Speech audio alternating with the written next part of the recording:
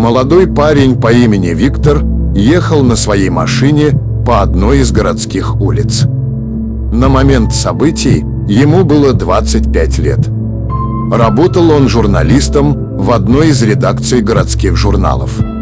Вот только те, что выпускались с добытыми Виктором материалами, продавались очень плохо. Из-за этого начальство было недовольно работой парня. И вот Виктору дали последний шанс подобрать годный материал для публикации в журнале. Он вспомнил, что неподалеку от города стоит большое заброшенное здание, где когда-то хотели построить больницу. Казалось бы, обычная заброшка, чего в ней такого особенного? Но тут не все так просто. Дело в том, что по городу ходил миф, что по ночам по ней бродит призрак молодой девушки. Да, вы скажете, мол, призраков не бывает. Но тут случай особенный, поскольку по заброшке нередко гуляла молодежь, ищущая приключений на свою голову. И некоторым посчастливилось столкнуться с призраком девушки. Кто-то даже снимал ее на камеру. Сам призрак безобиден, как думали другие. По крайней мере, призрачная девушка ни на кого не нападала. Виктор не верил в призраков и считал все эти видео с участием призрака постановкой. Но у него не было другого выбора. Парень решил заработать на этом мифе. Его начальство, конечно же, знало, что сейчас привлекает нашу молодежь, поэтому поддержало идею Виктора снять видео о призрачной девушке для публикации в журнале. Дождавшись ночи, парень взял камеру, оделся потеплее, поскольку на дворе была холодная осенняя ночь. Выйдя из квартиры, Виктор сел в машину и поехал за город к тому самому заброшенному зданию. По дороге парень волновался, ведь на заброшенных зданиях часто блуждают грабители и убийцы или на худой конец обычные бомжи. Но у Виктора не было другого выбора. Ему нужен этот материал, иначе парня уволят. Так вот, Виктор размышлял про себя, что ему предстоит заснять на заброшке. Ведь нормальный человек не захочет смотреть на кучу валяющегося хлама в старом обветшалом здании. Так что шансы на успех популярности журнала были минимальными. Но парень успокаивал себя тем, что заснимет для себя несколько удачных кадров и смонтирует, заодно на один поставят изображение призрака из интернета. Но последующие события стали куда интереснее и в то же время непонятнее. Впрочем, все по порядку. Погруженный в свои мысли, Виктор уже выехал за пределы города. Музыка в машине не звучала, поскольку парень не любил слушать таковую в машине. По его логике, музыка в салоне автомобиля отвлекает от мыслей, тем более в такие ответственные моменты, когда тебя могут уволить с работы. Так вот, парень уже составлял план своих действий по прибытию на заброшку. Он думал, какие кадры могут получиться идеально. Но больше всего Виктор хотел посетить морг. Мол, удачные кадры могут быть только в таком месте. А еще лучше, если где-нибудь в подвале обнаружится настоящий человеческий труп. Размышляя об этом, парень не заметил, как добрался до того самого здания. Остановив машину на обочине, Виктор взял камеру с фонариком и вышел из машины. Затем он принялся рассматривать здание заброшенной больницы. Это было большое шестиэтажное здание. Также по бокам здания находились еще парочка корпусов. Здание было очень старым, судя по многочисленным царапинам, грязи, сдирающей штукатуркой и рисунков на стенах. Парень смотрел на все это с раздражением, ведь ему предстояло войти вовнутрь. Но делать он этого не собирался, решив ограничиться парой кадров. Вот он берет камеру, наводит на здание и фотографирует. Затем он наводит камеру на первое попавшееся окно и снова фотографирует. Перед тем, как пойти к машине, Виктор решил проверить фотографии. Первая получилась нормально, но то, что парень увидел на второй фотографии, повергло его в шок. На фото из окна в его сторону выглядывала какая-то девушка, одетая в черное платье. Причем девушка на фото была размыта, однако парню удалось рассмотреть ее лицо. У девушки были черные глаза и слегка приоткрытый рот. Приглядевшись, парень заметил кое-что странное. Девушка плакала. Да, зрение его не обмануло. На фото девушка действительно плакала. Виктор был в шоке от увиденного, ведь в том сфотографированном им окне никакой девушки не было. Парень был в ступоре и не знал, как на это реагировать. Он 2 раза протирал глаза, дабы убедиться, что ему это не снится. Но девушка с фотографией никуда не делась. Виктор уже обрадовался получившемуся материалу и уже хотел пойти к машине, чтобы уехать и показать фото начальству. Он уже хотел открыть дверь и сесть на водительское сиденье, как вдруг в его голове раздался шепот. Судя по звуку, женский. Вздрогнув, Виктор оглянулся. Рядом никого не оказалось. Списав это на усталость, парень хотел сесть в машину. Но тут у него в ушах опять донеслось. Да что же это такое? Кто здесь? Подумал Виктор и осмотрелся еще раз. Никого по-прежнему рядом не было. Но когда парень посмотрел на здание, то увидел в окне девушку. Ту самую девушку со сделанной им фотографией. Виктор посмотрел на нее и понял, что она тоже смотрит на него. Затем на глазах у парня девушка испарилась в воздухе. Виктор никогда не верил в мистику. Но тем не менее парень не смог объяснить увиденное. Поэтому он решился на то, чего бы не сделал никогда в жизни. Он подошел близко к заброшенному зданию, открыл дверь и вошел вовнутрь. Ему нужен был ответ. Зайдя в здание, Виктор включил фонарик и осмотрелся. Повсюду валялся всякий хлам по типу металлических кроватей, шкафов, столов, кушеток и так далее. Стоял едва уловимый запах сырости. Стены были обшарпаны то ли грязью, то ли рисунками. Местами отсутствовала штукатурка. Супротив воли, Виктор зашагал дальше, пока не дошел до лестницы. Подсвечивая себе фонариком, парень поднялся на 2-й этаж, поскольку окно, с которого выглядывала призрачная девушка, было именно там. Конечно же, Виктору было страшно идти по заброшке, да еще и в такое позднее время. Ведь именно в таких местах на нас с вами могут выпрыгнуть наркоманы или бандиты. Но Виктор не встречал сопротивления на своем пути. И вот, поднявшись на 2-й этаж, он зашел в первую попавшуюся комнату справа. И от увиденного в ней едва не упал на задницу. Прямо перед ним стояла полупрозрачная девушка, одетая в черное, рваное платье. Из-под коротких черных волос виднелись темные печальные глаза.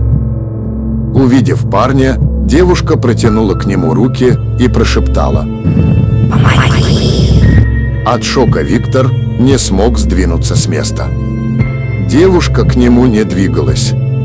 Она лишь стояла на месте и тянула к нему руки, как бы моля о помощи.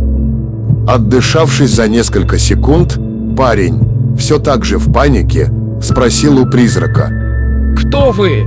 Что вам нужно?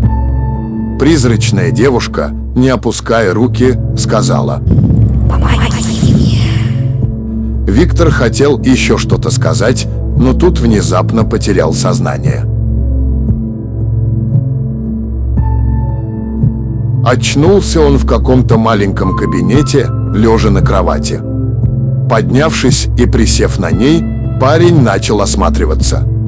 В кабинете не было ничего, кроме кровати, тумбочки рядом с ней и загрязненных стен. Виктор решил немедленно выбираться отсюда.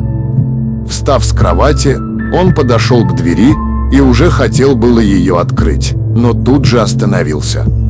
Парень почувствовал, что у него чего-то не хватает. И он не ошибся. При нем не было его фотокамеры.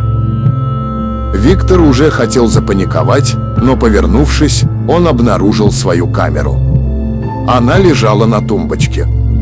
Вздохнув с облегчением, Виктор взял камеру и вышел из кабинета.